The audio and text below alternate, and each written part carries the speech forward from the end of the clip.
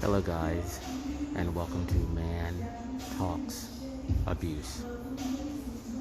I'm just thinking here that anyone that treats us habitually, consistently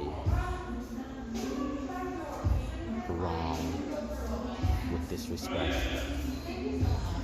disavowing our boundaries, essentially, yeah, they are insane because they focus only on themselves and they focus on the pain they want to execute. And it doesn't matter how many times they pray, meditate, read their Bibles, chant, etc., etc.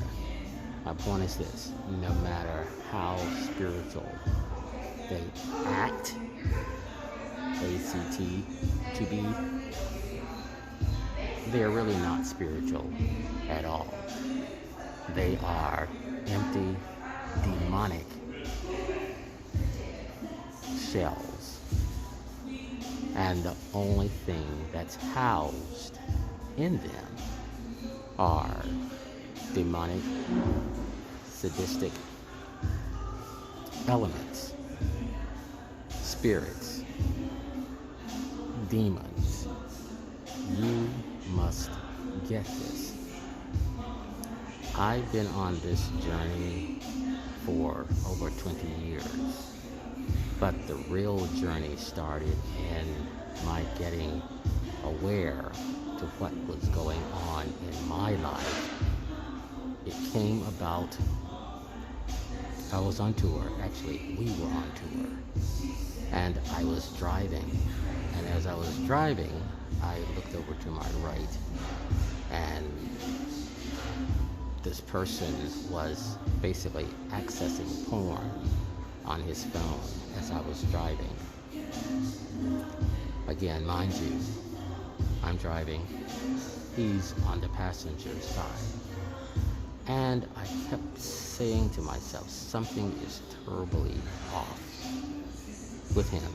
Something is terribly wrong with him. And that's when I began to reflect back on the brazen arrogance of masturbation in front of me, in my presence, and so many other things just began to flash before my mind, my heart, my spirit. And as I was just driving with this in my soul, like something is horribly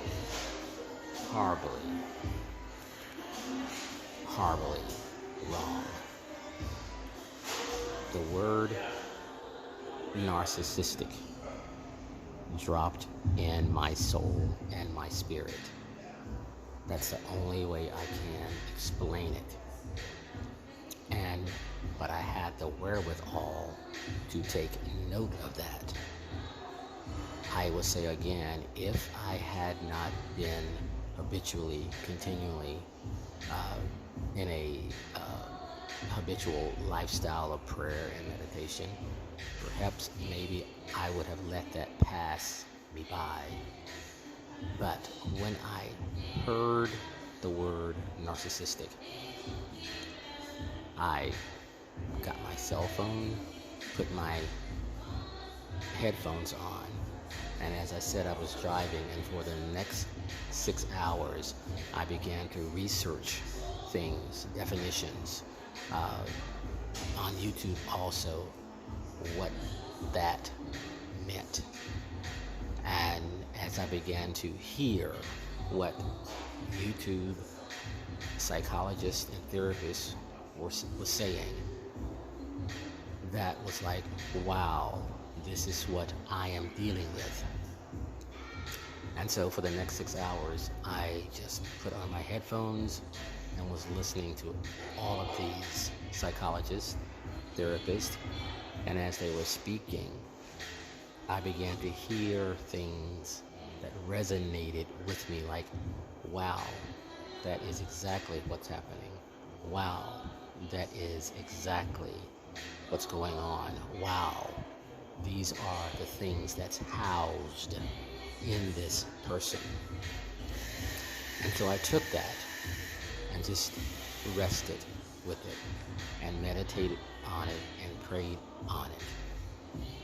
When I got home the next day, I was meditating, praying, being silent in solitude, and then I had the wherewithal, you can call it the wisdom or the insight, and I paired sexual addiction with narcissistic people.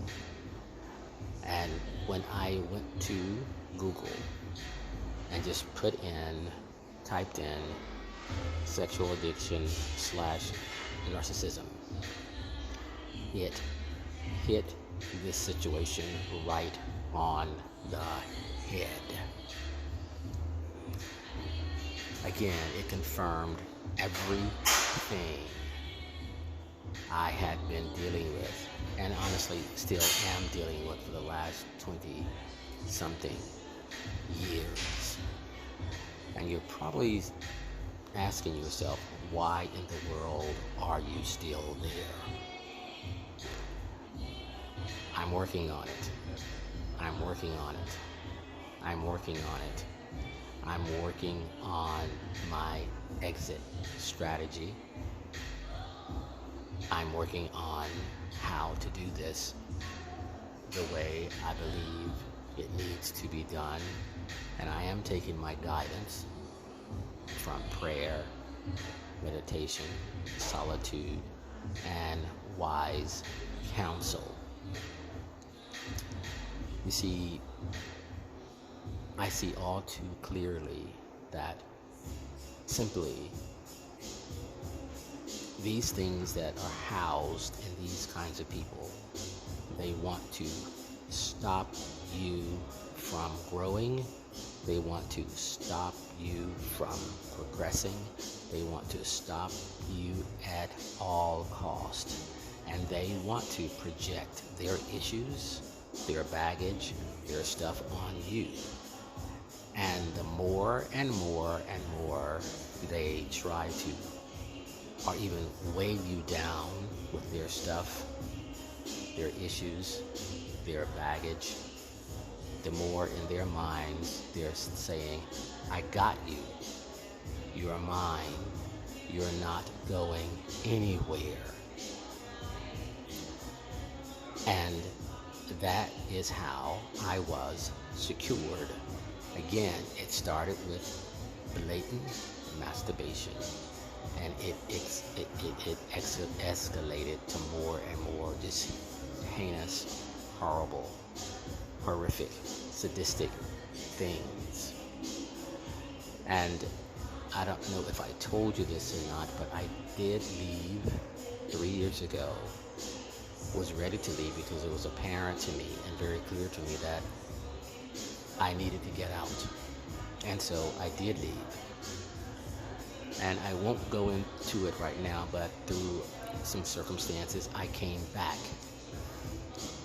And one of the searing things he said to me when I came back, he had put some of my possessions in his bedroom. And I asked him why he did this. And he said, because I knew you would come back to me. Let me repeat that. He said, I knew you would come back to me. That translates to, I knew you are my property. You are my property. You are my appliance. And I knew my appliance and my property would eventually come back to me.